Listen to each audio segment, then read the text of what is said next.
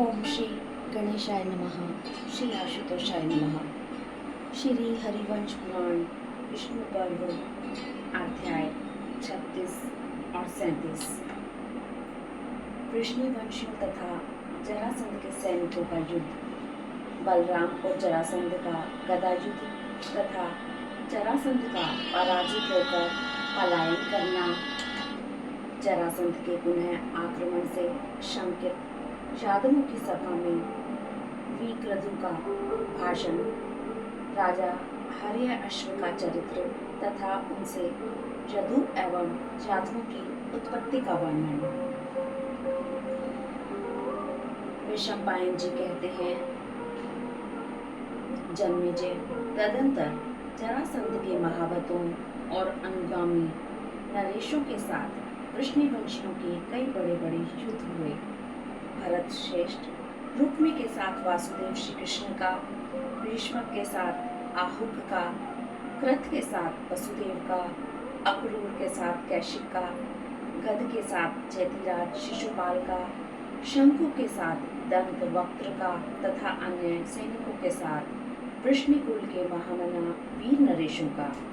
सारांश यह है कि उभय पक्ष के सैनिकों का प्रतिद्वंदी सैनिकों के साथ दारुण द्वंद्व युद्ध होने लगा, जो 27 दिनों तक चलता रहा।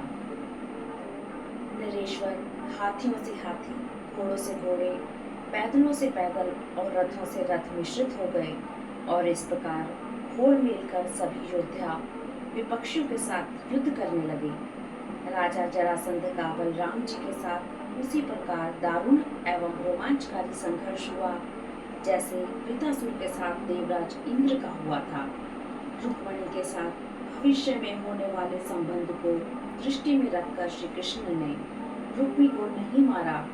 उसकी ओर से आने वाले अग्नि और सूर्य की किरणों के समान तेजस्वी तथा विषधर सर्पों के समान विषैले बाणों का उन्होंने अपनी शिक्षा के बल से निवारण कर दिया।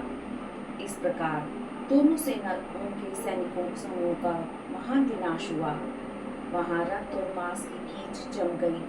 योद्धाओं के उस महान संहार में चारों ओर से बहुत से कबंध उठने लगे, जिनकी गणना नहीं की जा सकती थी।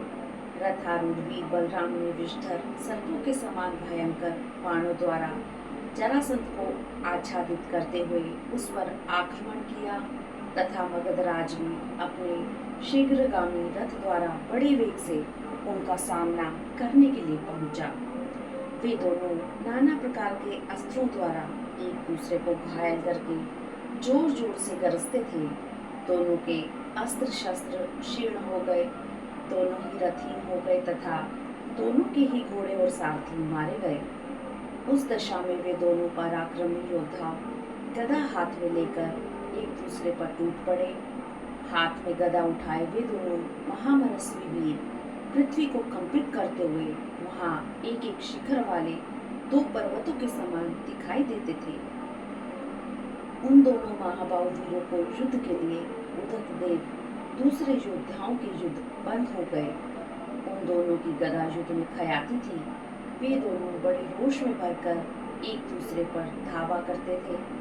वे दोनों महाबली वीर संसार में गदा युद्ध के उत्तम आचार्य के रूप में विख्यात थे तथा जैसे दो मतवाले हाथी लड़ते हैं उसी प्रकार रणभूमि में वे एक दूसरे के साथ जूझ रहे थे।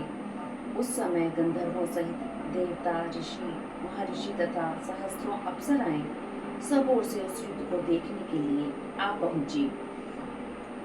देवताओं, यक्षों, गंधर्वों और महर्षियों से अलंकृत हुआ आकाश का वह भाग नक्षत्र समूहों से विभूषित हुआ सा शोभा पाने लगा।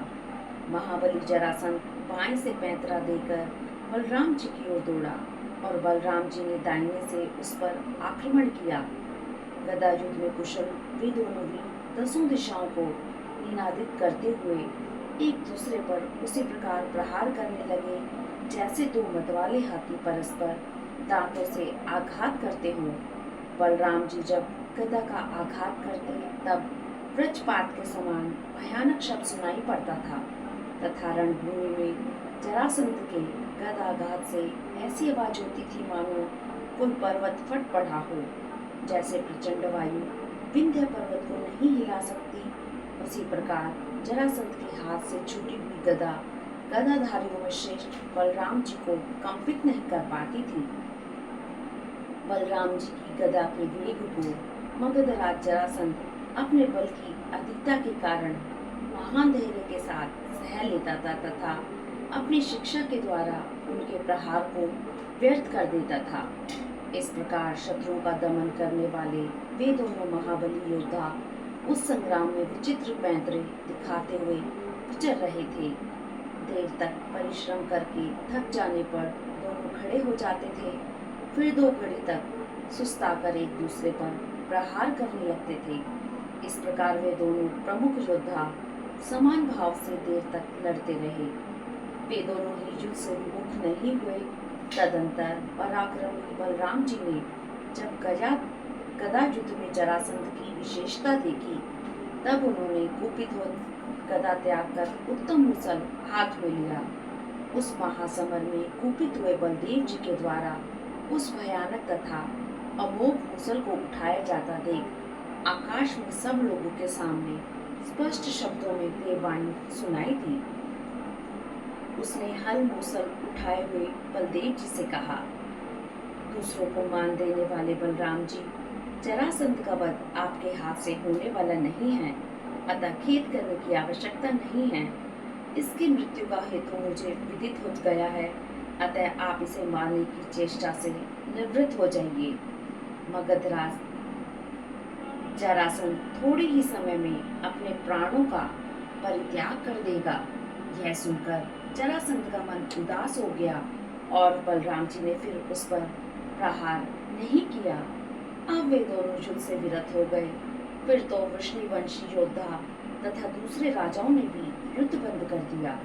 इस प्रकार दीर्घ काल तक एक दूसरे पर प्रहार करते हुए उन योद्धाओं का जो अत्यंत भयंकर युद्ध अविराम गति से चलता आ रहा था, वह शांत हो गया।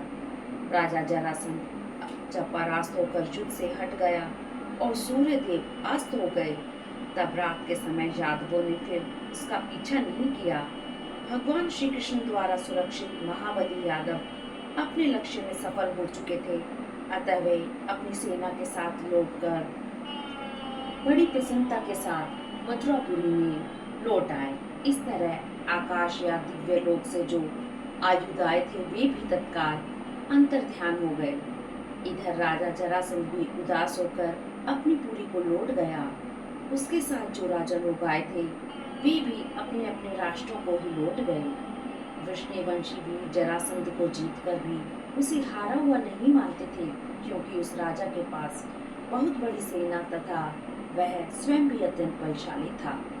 महाबली यादवों ने जरासंध को 18 बार युद्ध का अवसर प्रदान किया, किंतु वे किसी भी समर में उसे मार न सके। महामते राजा जरासंध के पास 20 अक्षौहिणी सेनाएं थी, जो उसके लिए लड़ने को आई थी। वृष्णिवंशी वीर संख्या में बहुत कम थे, इसलिए वे राजाओं सहित जरासंध से अभिभूत हो जाते थे। मगध के राजा पृथ्वीपति जरासंध को इस प्रकार युद्ध में जीतकर वृष्णिवंश के सिंह जैसे पराक्रमी महारथी सुखपूर्वक वहां विहार करने लगे। इस प्रकार श्री महाभारत के खिलबाग हरिवंश के अंतर्गत विष्णु पर्व में जरासंध का पलायन निश्चय 36वां अध्याय पूरा हुआ। 37वां अध्याय वैशंपायन जी कहते हैं, जन्मेजय, महाबली भगवान श्री कृष्ण रोहिणी कुमार बलदेव जी के साथ मिलकर यादवों से भरी हुई उस मथुरापुरी में सुखपूर्वक रहने लगे। उनके श्रीअंगों में यौवन अवस्था का प्रवेश हुआ था। वे भगवान राजोचित शोभा से संपन्न हो वन प्रांत से विभूषित मथुरा में प्रसन्नता पूर्वक विचरते थे। कुछ काल के अनंतर राजगृह के स्वामी प्रतापी राजा जरासंध ने कंस के मारे जाने की घटना को फिर से स्मरण किया। उसकी दोनों कन्याओं ने पुनः उसे युद्ध के लिए उत्साहित किया। यादवों ने जरासंध को क्रमशः 17 बार युद्ध का अवसर दिया, परंतु वे महारथी यादव समर भूमि में उसे मार न सके। तदंतर श्रीमान मगधराज ने फिर चतुरंगिणी सेना को साथ लेकर फिर 18वीं बार यादवों के साथ युद्ध करने का आयोजन किया। राजगृह का स्वामी बलवान राजा श्रीमान जरासंध इंद्र के समान पराक्रमी था। उसने पहले की पराजय से लज्जा का अनुभव करने के कारण पुनः युद्ध की तैयारी की। वृद्धरथ का वह बलवान पुत्र महान साधन से संपन्न हो श्री कृष्ण का वध चाहता हुआ फिर मथुरापुरी की ओर लौटा। मगध राज को पुनः लौटा हुआ सुनकर जरासंध के भय से पीड़ित हुए सब यादव एक साथ बैठकर मंत्रणा करने लगे। उस समय नीति कुशल महातेजस्वी विक्रदु अर्थात अक्रूर जी ने उग्रसेन के सोते हुए कमल नयन श्री कृष्ण से कहा, तात गोविंद, इस कुल की उत्पत्ति का प्रसंग सुनो। इसके लिए उपयुक्त अवसर आया है, इसलिए बता रहा हूँ, ध्यान देकर श्रवण करो। इसे सुनकर यदि उचित समझो तो मेरे कथनानुसार कार्य करना। यादव वंश की इस उत्पत्ति का सारा प्रसंग आत्मज्ञानी व्यास जी ने पूर्व काल में मुझे जैसा बताया था वैसा ही सुना रहा हूँ। वैवस्वत मनु के वंश में इक्ष्वाकु के पुत्र हर्यश्व नाम से विख्यात एक श्री संपन्न राजा हो गए हैं, जो महेंद्र के तुल्य पराक्रमी थे। मधु नामक देवते की पुत्री मधुमती देवी उनकी प्राण प्यारी भार्या थी। जैसे इंद्र को शची प्रिय है, उसी प्रकार हर्यश्व को मधुमती प्रिय थी। वह यौवन के गुणों से संपन्न, इस पृथ्वी पर उसके रूप सौंदर्य की कहीं तुलना नहीं थी। वह राजा हर्यश्व के मनोरथ को सिद्ध करने वाली होने के कारण उन्हें प्राणों से भी अधिक माननीय थी। दानवराज मधु के कुल में उत्पन्न हुई वह सुंदर कटी प्रदेश वाली कामरूपिणी देवी रोहिणी के समान एक पत्नी व्रत का पालन करने वाली तथा आकाश में विचरने वाली थी। वह कामिनी होकर इक्ष्वाकु वंश के श्रेष्ठ वीर हर्यश्व को संपूर्ण हृदय से चाहती थी। एक दिन बड़े भाई ने उनके विश्वास पर रहने वाले नरश्रेष्ठ हर्यश्व को राज्य से निकाल दिया। तब उन्होंने अयोध्या छोड़ दी और थोड़े से परिवार के साथ अपनी प्रिया मधुमती सहित वे वन में रहने लगे। काल की महिमा को जानने वाले कमल नयन हर्यश्व अपनी प्यारी पत्नी के साथ मिलकर वहां बड़े आनंद से समय बिताने लगे। एक दिन कमल नयनी मधुमती ने भाई द्वारा राज्य से निकाले गए पति से कहा, नरश्रेष्ठ वीर, अयोध्या के राज्य की अभिलाषा छोड़ दो और मेरे साथ चलो। हम दोनों मेरे पिता मधु के घर पर चलें। सुर में मधुवन नामक वन भी मेरे पिता का निवास स्थान है। वहाँ के वृक्ष इच्छानुसार फूल और फल देने वाले हैं। वहाँ हम दोनों साथ रहकर स्वर्गवासियों के समान मौज करेंगे। पृथ्वीनाथ, मेरे पिता और माता दोनों को ही तुम बहुत प्रिय हो तथा मेरा प्रिय करने के लिए मेरा भाई लवणासुर भी तुम्हें अत्यंत प्रिय मानेगा। नरश्रेष्ठ, वहां जाकर हम दोनों साथ साथ रहकर राज्य पर बैठे हुए दंपतियों की भांति इच्छा अनुरूप वस्तुओं का भोग करते हुए रमण करेंगे। जैसे देवपुरी के नंदन वन में देवांगना और देवता विहार करते हैं, उसी प्रकार वहां हम दोनों विहार करेंगे। आपका भला हो महाराज। आपका भाई राज्य के मत से सदा उन्मत्त रहकर अभिमान में भरा रहता है और हम दोनों से द्वेष रखता है। अतः हम दोनों उसे त्याग दें। दास की भांति दूसरे के आश्रित होकर रहना अच्छा नहीं है। अतः इस निंदित निवास को धिक्कार है। हम दोनों मेरे पिता के घर चलें। श्री कृष्ण, यद्यपि हर्यश्व का अपने बड़े भाई के प्रति अच्छा बर्ताव था, लेकिन वह उससे कोई प्रतिशोध नहीं लेना चाहता था। तो भी काम से पीड़ित होने के कारण उस नरेश को पत्नी की बात पसंद आ गई। तब कामी पुरुष प्रवर राजा हर्यश्व अपनी कामवती पत्नी के साथ मधुपुर को चला गया। वहां दानवराज मधु ने उससे सांत्वना पूर्वक कहा, बेटा हर्यश्व, तुम्हारा स्वागत है। मैं तुम्हारे दर्शन से बहुत प्रसन्न हूँ। यह जो मेरा सारा राज्य है, उसे मैं केवल मधुवन को छोड़कर तुम्हें सौंप रहा हूँ। तुम यहाँ निवास करो। इस वन में यह मेरा पुत्र लवण भी तुम्हारा सहायक होगा तथा शत्रुओं का निग्रह करने में यह तुम्हारे लिए कर्णधार का काम देगा। तुम समुद्र के जल प्राय प्रदेश से विभूषित इस शुभ राष्ट्र का पालन करो। यह गौओं से समृद्ध और लक्ष्मी से सेवित है तथा इसमें अधिकतर आभीर जाति के लोगों का निवास है। यहाँ रहने पर महान एवं दुर्गम गिरिपुर तुम्हारी राजधानी के रूप में प्रतिष्ठित होगा। यह महान सुराष्ट्र राज्य समुद्र के निकट और जलप्राय प्रदेश से युक्त है। यहाँ किसी प्रकार का रोग नहीं होता। तुम्हारी विशाल एवं विस्तृत राज्य अनर्थ नाम से विख्यात होगा।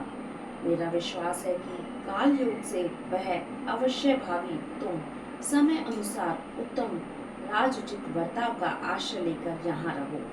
तुम्हारा यह वंश ययाति एवं यदु के वंश में मिल जाएगा। चंद्र वंश के भीतर तुम्हारा वंश चलेगा। सूर्य वंश से उसका कोई संबंध नहीं रह जाएगा। यही मेरा विभव है। मैं तुम्हें यह उत्तम राज्य देकर तपस्या के लिए लवण समुद्र को चला जाऊंगा। तुम लवण के साथ रहकर अपने वंश की वृद्धि के लिए इस मस्त उत्तम राज्य का पालन करो। तब बहुत अच्छा कहकर हर्यश्व ने उस पुर को ग्रहण कर लिया। फिर वह दैत्य तपस्या के लिए समुद्र को चला गया। अमरों के समान महातेजस्वी हर्यश्व ने दिव्य एवं श्रेष्ठ रैवतक के समीप अपने रहने के लिए एक नगर बसाया। आनर्त नाम से प्रसिद्ध वह गोधन संपन्न राष्ट्र सुराष्ट्र कहलाया और थोड़े ही समय में समृद्धिशाली हो गया। जलप्राय देश में समुद्र तटवर्ती वनों से विभूषित विचित्र खेतों और हरी भरी खेती से सुशोभित परमोटों और राष्ट्रों से युक्त तथा धन धान्य से संपन्न उस राष्ट्र पर राष्ट्र की वृद्धि करने वाले राजा हर्यश्व शासन करने लगे और राजधर्म एवं यश से प्रजा का आनंद बढ़ाने लगे। महामना हर्यश्व के उत्तम आचार व्यवहार के कारण वह अक्षोभ्य राष्ट्र उत्तम राष्ट्र के गुणों से संपन्न हो निरंतर उन्नति करने लगा। राज्य पर स्थित होकर राजोचित बर्ताव से सुशोभित होने वाले उन राजा हर्यश्व ने सदाचार और उत्तम नीति से अपने कुल के लिए उचित लक्ष्मी प्राप्त कर ली। पुत्र की इच्छा रखने वाले उन्हीं सदाचारी एवं बुद्धिमान हर्यश्व के मधुमती के गर्भ से महायशस्वी यदु का जन्म हुआ। महातेजस्वी यदु का स्वर दुदुम्बी निनाद के समान गंभीर था। वे राजोचित लक्षण से संपन्न होकर दिनों दिन बढ़ने लगे। शत्रुओं के लिए वे सर्वप्रथम दुर्जय थे। हर्यश्व का वह पुत्र यदु नाम से ही विख्यात हुआ। यदु राजोचित लक्षणों से सम्मानित थे, ठीक उसी तरह जैसे उनके पूर्वज राजा महायशस्वी पुरु सम्मानित होते थे। महामना हर्यश्व के एक ही पुत्र यदु हुए। वे परम सुंदर, बलवान और पृथ्वी का भरण पोषण करने में समर्थ थे। राजा हर्यश्व 10,000 वर्षों तक अक्षय राज्य का उपभोग करके स्वर्ग लोक में चले गए। वे भूमंडल के अनुपम धर्मात्मा थे।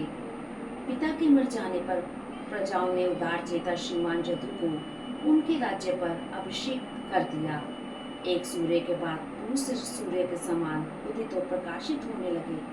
वे इंद्र तुल्य तेजस्वी यदु, जिनके कारण हम लोग यादव कहलाते हैं, जब इस पृथ्वी का शासन करने लगे तब यहाँ का सारा भय शांत हो गया। चोर लुटेरे आदि लुप्त हो गए। एक समय की बात है, राजा यदु अपनी उदार गुण वाली पत्नियों के साथ ताराओं सहित चंद्रमा के समान महासागर में जल क्रीड़ा कर रहे थे। वे पराक्रमी राजा यदु जल को पार करके निकलना ही चाहते थे कि सहसा किसी ने उन्हें समुद्र के गहरे जल में डाल दिया। बात यह हुई कि सर्पों के राजा धूम्रवर्ण ने बड़े वेग से उनको खींचा और जल के भीतर बसे हुए सर्पों के एक महान नगर में पहुंचा दिया।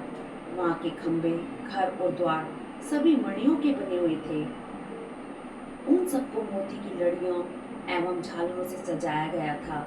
वहां ढेर के ढेर श्वेत शंखों के समूह बड़े हुए थे। रतन राशियों से उस नगर के घर द्वार को विभूषित किया गया था।